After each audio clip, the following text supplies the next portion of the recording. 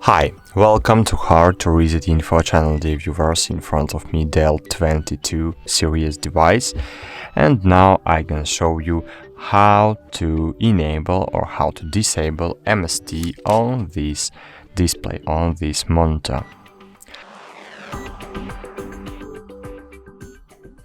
Firstly, click on the one of these navigation buttons, then click on the settings button.